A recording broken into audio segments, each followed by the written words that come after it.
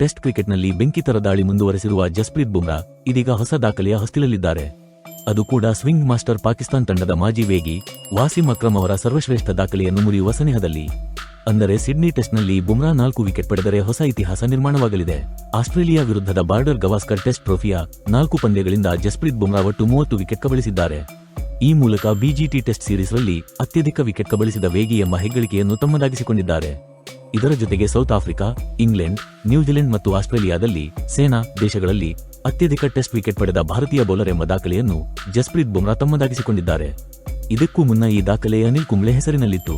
ಅನಿಲ್ ಕುಂಬ್ಳೆ ಆಸ್ಟ್ರೇಲಿಯಾದಲ್ಲಿ 49, ಇಂಗ್ಲೆಂಡ್ನಲ್ಲಿ 36, ನ್ಯೂಜಿಲೆಂಡ್ನಲ್ಲಿ 11 ಮತ್ತು ಸೌತ್ ಆಫ್ರಿಕಾದಲ್ಲಿ 45 ವಿಕೆಟ್ಗಳನ್ನು ಕಬಳಿಸುವ ಮೂಲಕ ದಾಖಲೆ ಬರೆದಿದ್ದರು. ಇದೀಗ ಕುಂಬ್ಳೆ ಹೆಸರಿನಲ್ಲಿದ್ದ 141 ವಿಕೆಟ್ಗಳ ದಾಖಲೆ ಮುರಿಯುವಲ್ಲಿ ಬುಮ್ರಾ ಯಶಸ್ವಿಯಾಗಿದ್ದಾರೆ.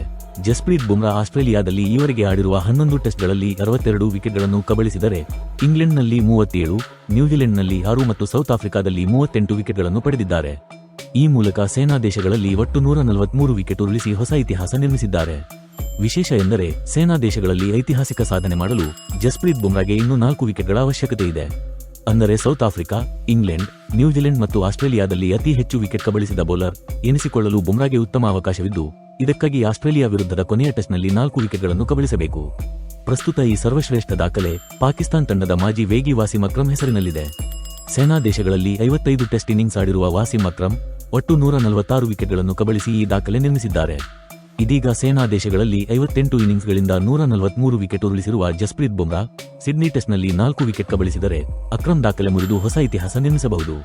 ಈ ಮೂಲಕ ಸೌತ್ ಆಫ್ರಿಕಾ, ಇಂಗ್ಲೆಂಡ್, ನ್ಯೂಜಿಲೆಂಡ್ ಮತ್ತು ಆಸ್ಟ್ರೇಲಿಯಾ ಸೇನಾದಲ್ಲಿ ಅತ್ಯಧಿಕ ವಿಕೆಟ್ ಪಡೆದ ವಿದೇಶಿ ಬೌಲರ್ ಎನಿಸಿಕೊಳ್ಳಬಹುದು.